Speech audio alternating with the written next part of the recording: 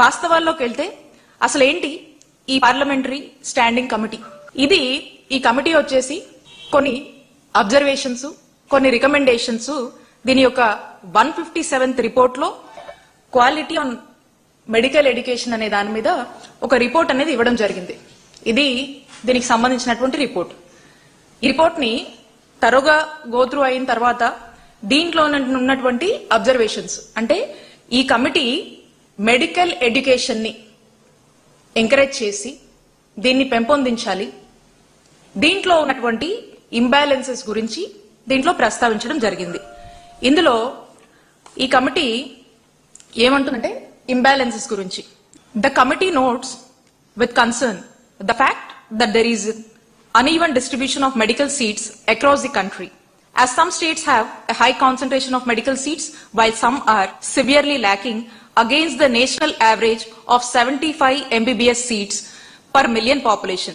The committee observes that Karnataka, Telangana and Tamil Nadu have approximately 150 MBBS seats per million, and Puducherry has close to 2000 or even more MBBS seats for a population of just about 1 million, while some other states have less than 50 seats per million population.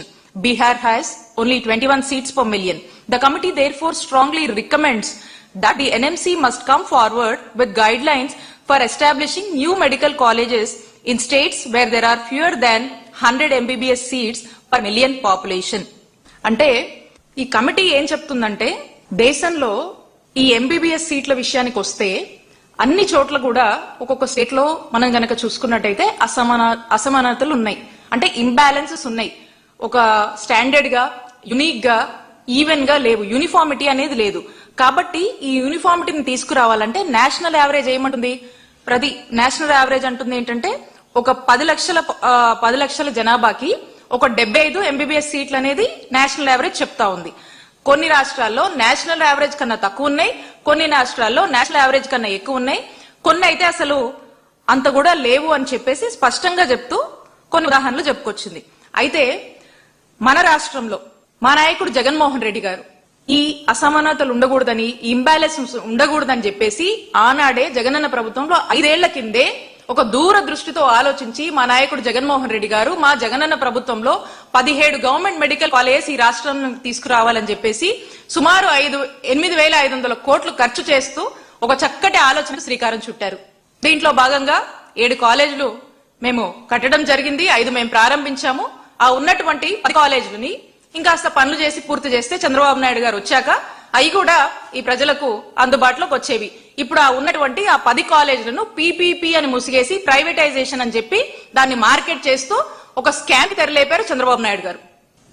ఇక్కడెక్కడా కూడా ఈ చదివినటువంటి దాంట్లో ఈ imbalances ని ఉండకూడదు అనేటువంటి ఒక ఆలోచన ఈ కమిటీ చెప్తా ఉంది. ఇందులో ఒక రెండో పాయింట్ ఈ కమిటీ ఏం చెప్తా ఉందంటే అఫోర్డబిలిటీ ఆఫ్ మెడికల్ ఎడ్యుకేషన్.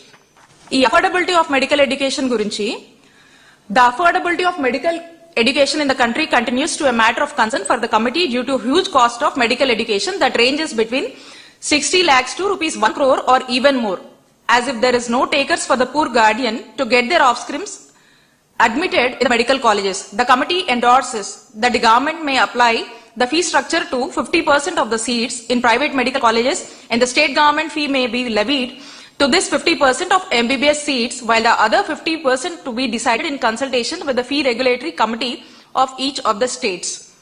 ఈ ఫీ అఫోర్డబిలిటీ గురించి చెప్తుంది. అంటే ఈ ఫీజు కొంత ఈ ప్రైవేట్ కాలేజెస్ లో పిల్లలు చదువుకోవడానికి, మెడికల్ ఎడ్యుకేషన్ చదవడానికి చాలా ఎక్కువగా ఉంటుంది. 60 లక్షల నుంచి ₹1 కోటి వరకు, లేదా ఇంకెక్కువ ఉన్న ఆశ్చర్యం లేదు. కానీ ఈ గవర్నమెంట్ వచ్చేసరికి ఏదైతే ప్రతి స్టేట్ కి వాళ్ళ దగ్గర ఫీజు వాళ్ళకు ఉంటుంది. సో కాబట్టి ఆ ఫీ స్ట్రక్చర్ తో పాటు ఇంకొక ఈ consultation of the fee regulatory కమిటీతో కూడా డిస్కస్ చేసుకుని ఈచ్ ఆఫ్ ద స్టేట్స్ కూడా ఆ 50% సీట్స్ డిసైడ్ చేయొచ్చు అని చెప్పి చెప్తా ఉంది. అలాగే దీంట్లో స్పెసిఫిక్ గా ఒక రీఐటరేట్ చేస్తున్నటువంటి పాయింట్ ఏంటంటే the committee రీఐటరేట్స్ it's recommendation that the ministry in collaboration with states consider need based scholarship to deserving students. Other suggestive options that can be explored are running the medical college and hospital on a PPP model, giving tax benefits to company or group or private group that comes in. ఇక్కడ వీళ్ళు స్పష్టంగా చెప్తుంది ఏంటంటే the committee రీఐటరేట్స్ it's recommendation అని చెప్తూ ఏమంటుంది, medical education ని encourage చేయడానికి,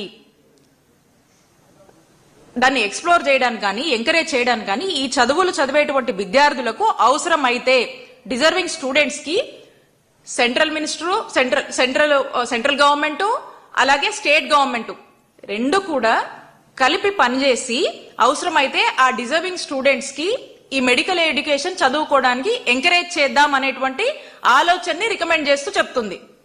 అండ్ రెండోది ఇందులో చెప్పినటువంటి పాయింట్, ఒకవేళ బట్ పరిస్థితి అయితే ఇక ఏ ఆప్షన్ లేకపోతే ఆ రాష్ట్రంలో ఆ మెడికల్ సీట్లు తక్కువ ఉండి ఆ మెడికల్ కాలేజ్ కూడా లేనటువంటి పరిస్థితుల్లో ఉంటే ఆ రాష్ట్రంలో అట్రాక్ట్ చేయడానికి ఇంకా వైద్య విద్యని పెంపొందించడానికి అవసరమైతే ప్రైవేట్ వాళ్ళని పిలిచి పీపీపీ విధానంలో వాళ్ళని లేనటువంటి పక్షాన స్టేట్ ఖర్చు పెట్టలేనటువంటి పక్షాన ఉంటే వచ్చి అప్పుడు ఆ ఆలోచనని చూడండి అని చెప్పి ఇందులో స్పష్టంగా చెప్తా ఉంది.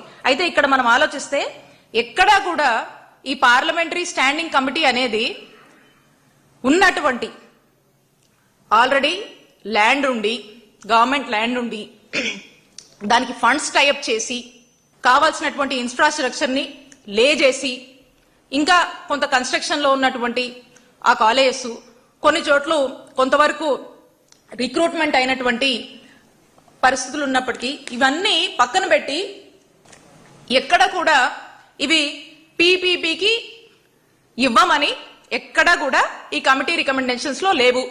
ఇక ఇది చంద్రబాబు నాయుడు గారికి గాని ఈ కూటమి ప్రభుత్వం గాని ఏమర్థమైందంటే ఇక ఇదేదో ఆ కమిటీ వచ్చేసి పీపీపీకి ఇవ్వమంది అంటే ఉన్నటువంటి ఇన్ఫ్రాస్ట్రక్చర్ ని ల్యాండ్ ని గవర్నమెంట్ ల్యాండ్ ని ప్రజల ఆస్తిగా ఉన్నటువంటి ఈ మెడికల్ కాలేజ్ ఈ 10 మెడికల్ కాలేజ్ ఏవైతే ఉన్నాయో ఇవన్నీ కూడా ఉన్న పనంగా గవర్నమెంట్ నడపొద్దు, ఇవన్నీ తీసుకెళ్లి ప్రైవేటైజేషన్ అని చెప్పేసి ఎవరో ఒక థర్డ్ పార్టీకి ఇవ్వండి, ఇచ్చి అక్కడ నడపండి అని చెప్పి ఎక్కడా కూడా ఈ కమిటీలో చెప్పలేదు.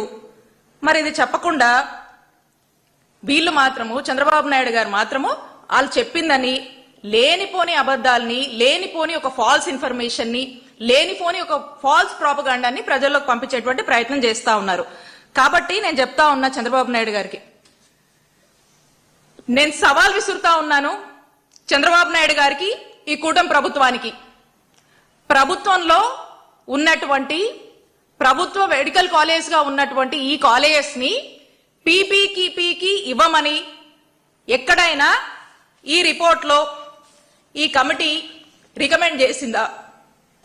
దీనికి చర్చకు నేను సిద్ధం, మా వైఎస్ఆర్ కాంగ్రెస్ పార్టీ సిద్ధం, మీరు సిద్ధమేనా?